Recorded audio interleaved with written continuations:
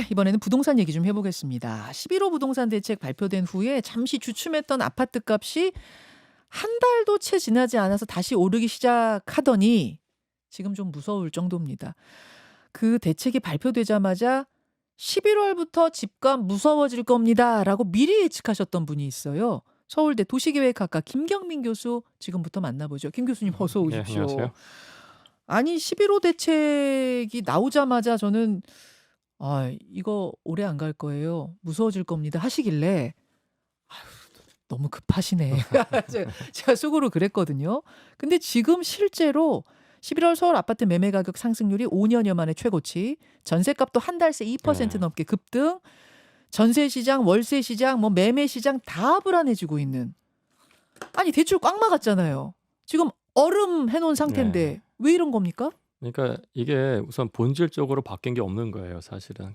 크게 세 가지를 봐야 되는데요. 첫 번째, 예. 부동산이라는 게 공간 시장하고 금융 시장의 영향을 받아요. 근데 공간 시장이라는 건 결국은 이제 주택 공급이 어떻게 될 것인가인데, 지금 이제 내년부터 2만 채 이하로 떨어지면서 29년에 심각하게 떨어져요. 그거 이미 사람들은 알고 있는 거고요. 예. 두 번째는 이제 금융시장 측면에서 작년부터 올해까지 유동성이 굉장히 많이 풀렸어요. 예. 앞으로 더 풀릴 거고요. 네. 물론 지금 기준금리 뭐 조금 인하는 좀 스케줄 연기한다고 하지만 결국은 풀릴 거예요. 그러면은 이제 유동성 차원에서도 좋아진 거죠. 세 번째는 인플레이션 지금 크게 오고 있거든요. 왔고 앞으로도 올 가능성이 높기 때문에 그럼 부동산은 인플레이션으로서 해질 기능해요. 그러니까 환경과 관련된 모든 것들이 가격 상승 또는 월세 상승을 가리켜요. 네. 다만 말씀하신 것처럼 이제 수요자들이 이제 금융 접근성을 제한한 것인데 네. 그게 우리가 두 가지로 나눠서 보아야 될 부분이, 첫 번째는 뭐 627에서 뭐 6억까지만 최대 대출을 막았다고요. 예. 근데 강남에서 지금 3, 40억짜리 아파트도 거래되고 있거든요. 지금 사실 아마 다음 달이나 다다음 달 데이터 나오면 굉장히 노려하실 거예요. 강남이 사실은 그 10월 전보다 거래량이 거의 비슷한 수준이에요, 지금. 정말요? 그 말씀 뭐냐면은 40억이라고 칠게요. 그러면은 예. 627까지 6억만 대출 받는 건데 예. 그분은 34억 자기 돈을 갖고 온 거예요. 와. 근데 이제 그분 또 사금융 일으킬 수 있어요. 그럼 사금융. 그러니까 4억 정도 더 펀드레이징 할 수 있는 거죠. 그래서 지금 이거는 사람들이 이제 시장을 바라보는 뷰가 바뀌었기 때문에 이거 오래 못 갑니다. 예. 오래 못 간다. 그러니까 이렇게 되는 거예요? 지금 말하자면은 한강벨트 잡겠다고, 강남 잡겠다고 내놓은 대책이 오히려 다른 집 다 정리하고 한강벨트 강남에 한 채만 잡자는 전략으로 뭐 바뀌었다 이렇게 봐야 되는 겁니까? 근데 사실 저는 강남은 집값 잡겠다는 그런 정책은 좀 잘못됐다고 보고요. 자본주의 국가에서 집값 잡는 정책하는 나라는 없습니다. 왜냐하면 냉면값도 못 잡는데 냉면값 비싸졌잖아요. 예. 근데 집값을 어떻게 잡겠다는 생각 자체가 잘못된 거고, 자본주의 국가에서. 와. 다만 이제 주택 가격 불균형 어떻게 해소할까는 문제인 것이고요. 자, 다만 알겠습니다. 이제 우리가 봐야 될 부분이, 예.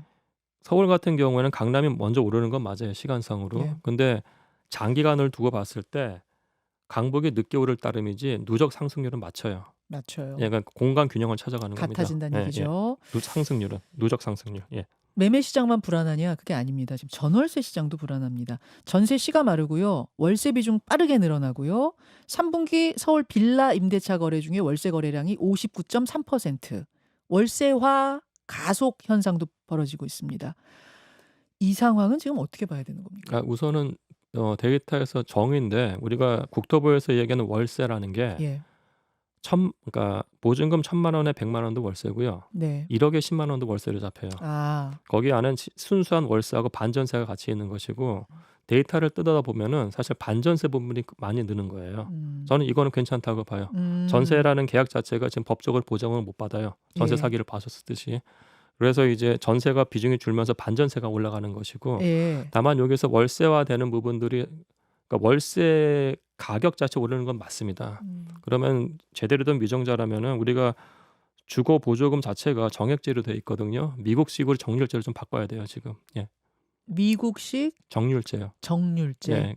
미국은 이제 보통 지역마다 그 적정한 월세 수준이 있잖아요. 예. 그 월세 수준하고 자기 임금의 30%까지는 자기가 내고 예. 그 차이를 보조해줘요. 그렇게 되면 월세가 폭등하더라도 서민들이 그렇게 막 추위에 떨면서 월세 걱정할 필요는 없어요. 그렇게 예. 보시는군요. 그럼 전반적으로 봤을 때 지금 11호 부동산 대책 한 달 반쯤 전에 나온 이 대책은 안정화에 기여하지 못했다. 실패라고 보세요? 저는 그건 나쁜 정책이라고 생각을 해요. 실패한 걸 떠나서. 나쁜 정책. 왜냐하면은 그게 음. 모든 사람들한테 다 대상으로 하는 것 같아요. 예. 보여기는 그죠? 다 6억으로 맞았다고 맞습니다. 하지만은 아까 말씀드린 것처럼 부유층들은 전혀 상관없어요. 사고임을 일으킬 수가 있으니까. 오히려 대기업 흑수지들한테 차별적으로 접근된 거예요. 이건 굉장히 나쁜 정책이에요. 상대적 약자를 괴롭힌 거기 때문에 이런 식으로 대출을 극도로 제한한다는 건 있을 수가 없는 것이고, 가격 상승기에는 수요 정책은 성공하지가 못해요. 그래요. 그럼 우리가 문재인 정권 때 매달 나왔어요. 수요 잡는다고. 한 음. 번도 성공한 적 없습니다. 이거 성공 못해요. 지금 너무도 그냥 확실하게 말씀하셔. 이건 성공 못해요. 실패한 정책이 아니라 나쁜 정책이다. 그러면 정부는 또 부동산 안정화를 위해 다음 카드를 고민하게 될 텐데, 다음 카드는 뭐가 될까? 대통령은 공약으로 세금 정책은 안 쓴다고 했습니다만 그럼에도 불구하고 보유세 인상 카드를 꺼낼 수밖에 없는 상황이 되지 않겠느냐. 왜냐하면 지금 두 번의 대책 굉장히 강력했는데 안 되거든요. 그러면 세금 카드 나올 것 같다. 아니, 그러니까 저는 우선은 우리나라 그러니까 보유세 실효세율을 봐야 돼요. 우리나라 실효세율이 그러니까 액면가로 봐서 0.4% 보이지만은 그게 아니에요. 실효세율이라는 게 거기다가 감정가액을 70% 곱해요. 예. 그다음에 공정시장 가액이랑 또 60%를 곱해요. 예. 그래서 실질적으로 0.1%예요. 지나치게 낮아요. 이거는 부동산 가격 잡는 거랑 상관없어요. 이거는 뭐냐면 조세 형평 차원에서 올려야 되는 거예요. 그렇게 보세요. 그러니까 예를 들어서 이겁니다. 우리가 한미일 공조 얘기하는데 네. 일본이 1.4%예요. 예. 근데 거기다가 이제 걔네 그쪽도 감정가의 70%의 1.4기 때문에 실효세율이 1%입니다. 미국은 주말 다 다른데 평균이 0.8%예요. 우리가 지나치게 낮아요 지금. 이거 0.3%까지 올려야 돼요 제가 봤을 때는. 그리고 이거는 조세 형평 차원이 부동산 가격 잡는 거 상관없어요. 아니 근데 부동산가가 계속 올라가면 그냥 그 집에 원래 살던 사람은 보유세가 그냥 앉아서 올라가는 거잖아요. 그럼 그분들 입장에선 또 불공평한 거 아닙니까? 그러니까 예를 들어서 이렇게 해야겠죠. 예. 그러면 이제 우리가 에이징 인 플레이스라고 그 예. 지역에서 오래 살면서 노인분들이 문제인 주로 겁니다. 그렇죠. 그분들이 오래 살면서 생일 마감할 수 있기까지 도와주는 게 하나의 큰 도시계획적 흐름이거든요. 예. 그러면 특정 연세 이상 분들한테는 예를 들어서 보유세나 그 양도세를 2월시키면 돼요. 그분들은 0.3%로 그냥 올리는 게 아니고 예. 지금 단계에서 0.5% 그러니까 인플레이션만큼 올리다가 나중에 어차피 재산을 정리하셔야 되니까 그때 한 번에 하면 돼요. 그럼 그분들 그 손해 없어요. 거주할 땐 그냥 사시고 나중에 이거를 재산으로 처분하시게 되면 그때 내십시오 이런 식으로 2월 시키면 됩니다. 특정 그런 식으로 연세 이상의 계층 보유세를 올리되 보완 장치가 필요하다. 당연하죠. 그렇게 당연하죠. 보시는군요. 결국 이 카드 나오긴 나올 것 같습니까? 안정화를 위해서? 저는 사실 이거 안정화랑 상관없이 안정화에 도움은 돼요? 아니요. 안 돼요? 네, 왜냐하면은 예를 들어서 이거예요. 뭐 캘리포니아 같은 데도 거의 1%대예요. 예. 한국 분들 많이 사시는 뉴저지가 2.2%예요. 예. 그럼 뉴저지 가격이 안 오르냐? 무지하게 오릅니다. 오를 때. 그래요. 그럼요. 그러니까 부동산 가격을 세금으로 잡는다는 거는 그거는 논외로 하고 우리가 실효세율이 너무 낮기 때문에 예를 들어서 이겁니다. 3000cc 자동차 2대가 네. 대략 1년에 한 2대 갖고 있다고 하면 120만 원 내거든요. 예. 10억짜리 아파트가 0.1%면 100만 원 내요. 자동차 2대 가격보다 10억짜리 아파트 가격이 재산세가 낮다는 거는 이거는 조세 형평 차원에서 안 맞는 거예요. 조세 형평 차원에서 보유세 올려야 한다라고 생각하지만 그것이 부동산 안정화하고는 상관이 없다. 상관없어요. 그럼 부동산 안정화를 위한 카드는 뭐가 나야 된다고 보시는 거예요? 지금은 우선은 공급 대책인데 제 제가 말씀드린 공급 대책이라는 거는 거대한 분양 시장을 여는 거예요. 그러니까 지금 빵이 아니니까 뭐 2만 채 필요하다고 내년 바로 다음 날 2만 채가 나오는 건 아니잖아요. 찍어낼 수 없죠. 다만 지금 할 수 있는 거는 공공이 갖고 있는 토지에 거기서 이제 20% 디스카운트된 가격으로 민간 브랜드 아파트가 나온다고 하면은 지금 기축 시장에서는 뭐 10억에 거래되는데 바로 옆 동네에서 8억짜리가 3년 후에 나온다. 근데 지금 분양시장을 연다고 하면 사람들이 기축시장에서 매매하려는 사람들이 이 분양시장으로 올 거예요. 지금은 수요를 옮겨버려야 돼요. 그리고 우리가 이거 했었어요. 예전에 성공했고. 근데 그런 자리가 있어요. 사람들이 원하는 곳에다 지어야 되는데 그런 원하는 곳이 있냐의 문제잖아요. 그게 문제입니다. 그래서 저는 서울시를 비판할 수밖에 없는 게 예를 들어서 이거예요. 용산 국제업무지구 자리 같은 경우에 거기 대부분이 업무지구거든요. 예. 전 세계 글로벌 트렌드하고도 달라요. 전 세계 모든 도시들은 오피스 물량 줄이고 있고 주택 가격 폭등하고 있기 때문에 주택 물량을 올리고 있어요. 거기 주택 물량 올리면 제가 계산했을 때 한 2만 채 나와요. 서울시 거기 오피스 3,000채고 지금 주택 물량 2,000채밖에 없어요. 굉장히 잘못된 플랜이에요. 그러면은 그 서울시 땅도 아니기 때문에 국토부하고 중앙정부가 빨리 좀 오버라이드 해가지고 거기 제대로 된 플랜 나왔으면 좋겠어요. 그러니까 서리풀지구도 용적률 올리고 한다고 했을 때는 제가 봤을 때 한 7만 채 나올 수 있어요. 결국은 사람들이 살고 싶은 곳에 공급해 주는 것, 분양 시장 열리는 예, 것. 맞습니다. 그게 답이다. 이런 말씀. 2021년부터 부동산 트렌드를 분석하는 책을 쭉 내고 계세요. 그래서 쭉쭉쭉 거의 맞춰 오셨단 말입니다. 그래서 2026년 내년 트렌드는 어떨까에 대한 질문을 드리지 않을 수가 없네요. 예, 제 책의 부제인데 그냥 저는 이게 상승 도미너라고 봐요. 예, 그 말씀 뭐냐면은 서울 전체하고 강남이 작년에 슈퍼 사이클에 들어갔어요. 그럼 부동산이라는 게 사이클이 굉장히 길기 때문에 한번 슈퍼 사이클 타면 이건 쭉 가요. 예. 3, 4년. 그게 지금 627이 나오건 11호가 나오건 강남권에서 계속 나오는 것들이 가격이 이렇게 오르는 게 예. 슈퍼 사이클 타면은 그냥 가는 거예요. 지금. 지금 슈퍼 사이클을 탔어요? 그러니까 강남은 작년에 탔고 작년에 탔고. 예, 강북은 올해 초에 탔어요. 예, 그럼 이거는 막기가 굉장히 힘듦에 수요 잡는 걸로. 왜냐하면 봤을 때 가격이 오른다는 믿음이 있으면 그때는 들어가는 거예요 시장에. 예. 그게 얼음 이걸로 안 막아져요. 그거는 힘듭니다. 몇 년 간다고요 슈퍼 사이클이? 그거는 이제 상황에 따라 다를 것 같아요. 예. 네. 알겠습니다. 이게 참 쉽지 않다. 말씀하셨고 결국은 공급 정책, 이거 또 수요가 있는 곳에 공급 정책이 방법이 될 거란 말씀. 서울대 도시계획과 김경민 교수 만나고 있습니다. 어렵게 모신 김에 서울의 종묘 얘기 잠깐 해야겠어요. 이건 부동산 얘기는 아닙니다만 종묘 앞 재개발을 두고선 지금 맞다 그러다 논쟁이 한창인데 도시계획과 교수님 보시기엔 어떻습니까? 우선은 세 가지 원칙 말씀을 드리면 거기가 이미 첫 번째 거기가 철거가 됐어요. 예. 반대하는 세운 장가 근처. 예, 세운 사고랑 철거가 됐기 때문에 거기는 이제 개발을 해야 돼요. 개발을 반대하는 게 아니에요. 예. 두 번째는 뭐냐면 기존 용적률이 600%예요. 근데 갑자기 서울시장님께서 그 지구만 딱 들면서 민간의 사업성을 높이기 위해서 1000% 인상률을 말씀하시죠. 저는 그건 반대예요. 왜냐하면 특혜니까. 민간 개발 특혜예요. 두 번째 반대고 세 번째는 이게 2009년부터 오세훈 시장님에서 박원순 시장 그리고 다시 오세훈 시장님 되면서 계획이 다 틀어졌어요. 따라서 이거는 토지주들이 반대하는 거 저는 이해하고 당연히 서울시는 그분들한테 배상해줘야 돼요. 그 세 가지 원칙이 있는 것이고 그다음에 이게 제가 아까 민간 개발 특혜라고 말씀드린 부분이 우리가 형평성 차원에서 재건축 아파트 단지하고 비교를 해보자고요. 재건축 아파트 단지들이 대개가 용적률이 250에서 300%예요. 꽤 높은데 그럼에도 불구하고 잘 안 돼요. 근데 거기다가 어떤 특정 단지만 딱 찍어가지고 서울시장이라는 분이 여기 내가 용적률 400% 줄게. 민간 사업성을 확보하기 위해서. 그럼 그거는 그냥 특혜예요. 예. 이게 용적률이 어느 정도 가냐면 공감을 하셔야 되는데 헬리오시티라고 송파구에 굉장히 좋은 아파트 있어요. 근데 맨 처음에 거기 가시면은 딱 벽을 느끼실 거예요. 거기가 285%예요, 용적률이. 용적률 600%도 어마어마한 겁니다. 그렇군요. 1000%라는 건 정말 기절할 수준의 용적률이에요. 400% 용적률을 민간 사업성을 확보하기 위해서 특정 단지만 준다? 그거 특혜예요. 그건 해서는 안 돼요. 예. 도저히 그 지역의 지금의 용적률로는 지금의 높이 제한으로는 들어오려는 사업자가 없어갖고 계속 그렇게 폐허처럼 방치돼 있다 이런 얘기하시던데요. 그러니까 그건 두 가지죠. 그건 디벨로퍼가 무능한 게 첫 번째입니다. 두 번째, 외국에서 디벨로퍼가 무능하면 새로운 디벨로퍼 들어가서 사요. 또는 비즈니스 플랜을 바꿔요. 지금 비즈니스 플랜이 또 얼마나 잘못됐냐면은 그 기존의 거에서는 호텔도 들어가고 아파트도 들어가고 업무 시설이 조금 있어요. 지금은 다 업무 시설이에요. 아까 말씀드린 것처럼 전 세계 공실률 20%의 오피스 시장. 다 업무 시설 줄이면서 호텔하고 아파트를 넣고 있어요. 교수님 조금 더 듣고 싶어가지고요. 한 5분만 더 유튜브로 제가 모셔가겠습니다. 고맙습니다. 자, 라디오 청취자들과 인사 나누고요. 김경민 교수하고 조금만 더 마무리를 했으면 좋겠어서 제가 바쁘신 분인데 잡아봤습니다. 종묘 얘기하다 넘어왔는데 그러니까 제가 오세훈 시장님하고도 인터뷰를 했습니다만 그런 거예요.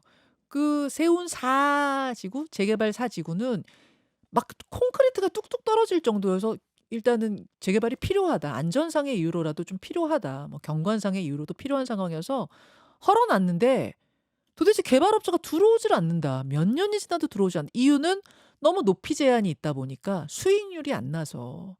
그러니까 거기를 이대로 방치해 놓을 수는 없으니 조금 더 높이 제한을 풀어주고 개발을 멋지게 하자. 그러면 그게 종묘에게도 나쁠 게 없다. 특히 종묘와 거리 굉장히 멀어서 시야가 가려진다든지 그럴 일 절대 없다. 이런 거였거든요. 지금 우선 두 가지 이슈인데요. 우선은 사업성 관련해서 네. 그러니까 우리나라 디벨로퍼들이 글로벌 봤을 때 약간 좀 조금 떨어져요 능력이. 디벨로퍼라고 하면 부동산 개발업자? 그렇죠. 트럼프 같은 사람이죠. 예. 그러니까 현대건설처럼 아파트 짓는 게 아니고 예. 트럼프처럼 이제 뭐 예를 들어서 뉴욕에 있는 뭐 트럼프 타워 개발하는 그런 예. 디벨로퍼들. 그럼 디벨로퍼들은 여러 가지 상상력을 동원을 해요. 그럼 예를 들어서 이거예요. 지금 우리나라 외국인들 많이 오잖아요. 앞으로도 네. 더 올 거고. 외국인들이 주로 가는 라인이 어디냐면 홍대부터 동대문까지 2호선 라인이에요. 아. 거기는 지금 호텔들 태부적이고 음. 거의 공실이 없어요. 어. 예. 그럼 거기다 호텔 하면 되는 거 아니에요. 왜 업무 지구냐고요. 아. 그러니까 비즈니스 모델을 바꿀 생각을 안 하는 거예요. 항상 얘기하는 게 용적률 올려주면 된다는 건데 예. 굉장히 잘못된 어프로치고 제가 봤을 때 거기를 제대로 지금 여러 디벨로퍼 만나지도 않은 것 같아요. 첫 번째. 근데 두 번째는 뭐냐면은 예. 제가 아까부터 계속 특혜라고 하는데 용적률 600%를 줬는데도 개발을 못한다? 저는 그건 이해할 수가 없어요. 아니, 높이 제한이 너무 막혀 있다고 하던데. 높이 제한 이번에 90m에서 145m 늘려줬어요. 네네. 그럼 90m의 공간감이 어느 정도냐면 아파트 33층 높이예요. 네, 33층이에요? 33층 높이고 이 청취자분들께서 시간 되시면 주말에 청계천변에 예. 힐스테이트 세운 아파트라고 있어요. 예. 거기 한 2, 3년 전에 오픈했거든요. 거기가 90m인데 거기가 거의 30층이에요. 가서 그 느낌을 보셔야 돼요. 아, 90m라고 하면은 한 10층쯤 되나? 아닙니다. 수익률 안 나오나 했는데 그게 아니라 상당히 아파트는 경우 한 층이 3m이기 때문에 아파트는 예, 33층. 근데 30층 넘게 나올 수가 30층. 있어요. 그래서 145m라는 건 거의 50층 나와요. 그래요. 그렇기 때문에 이게 굉장히 특혜고 그래서 세 가지만 서울시가 답했으면 좋겠어요. 계속 민간 사업성 얘기하거든요. 네. 그럼 그렇게 됐을 때 민간의 사업성이 얼마큼 올라갈지에 대해서 첫 번째 얘기를 해야 돼요. 몇 천억이냐 몇 조냐가 나와야 돼요. 한겨레 신문 저번에 나온 거 보니까 1조 얘기하고 있어요. 예. 거기에 대해서 그럼 공공이 가져갈 이익이 얼마냐가 나와야 돼요. 예. 이런 수치도 안 나오면서 본인이 말씀하시면 안 돼요. 세 번째는 공공이 가져갈 이익으로 세운상가 매입한다고 했거든요. 예. 세운상가 매입 비용, 철거 비용, 공원 조성 비용이 나와야 돼요. 이 세 가지 아무것도 없어요 지금. 그러면서 조감도 보여줘서 믿어라 못 믿겠어요 솔직히. 예, 전 보시기에 개발하는 사람으로서 예. 세 가지 핵심 팩터도 없는데 조감도를 보여주고 믿어라. 그 조감도는 또 문제가 뭐냐면 거기서 숨은 그림 찾기를 하셨으면 좋겠어요.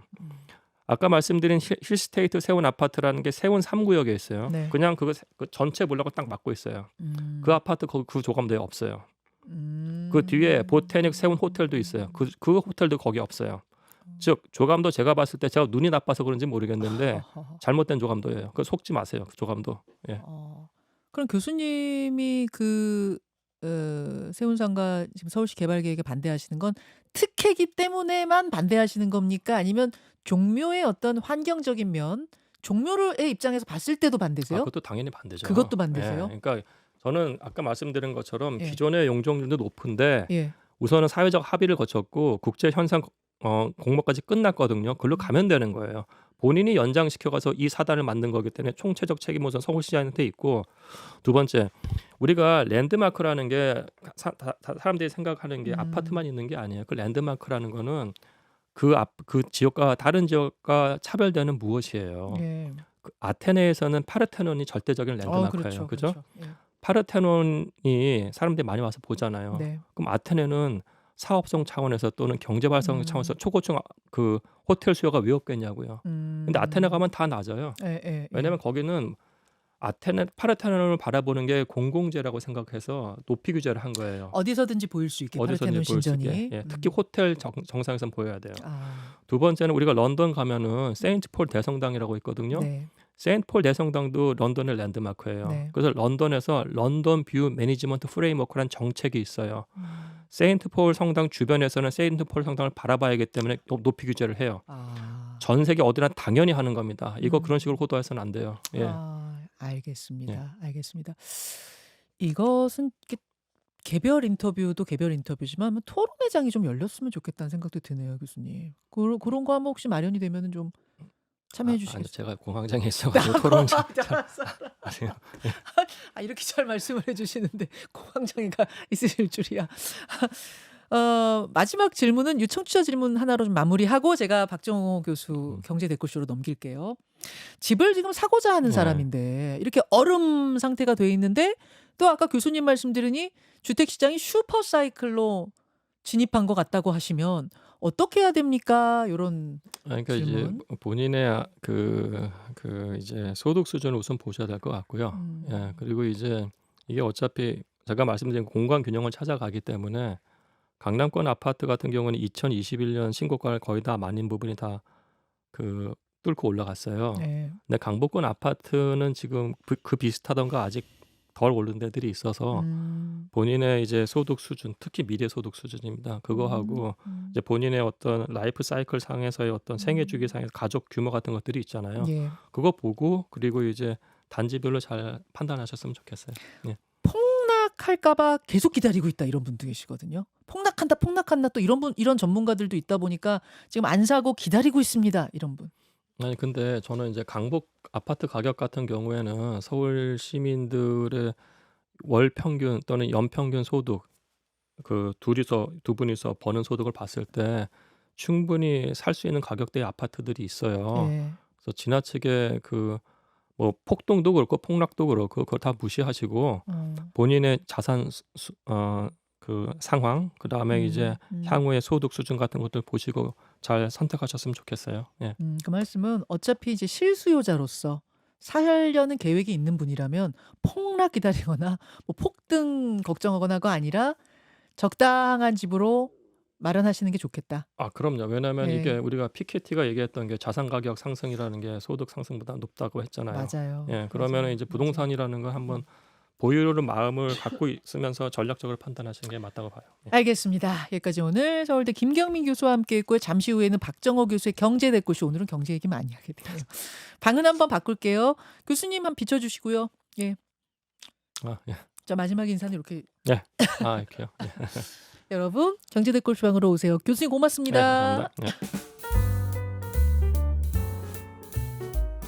김현정의 뉴스쇼는 시청자 여러분의 참여를 기다립니다. 구독과 좋아요, 댓글 잊지 않으셨죠?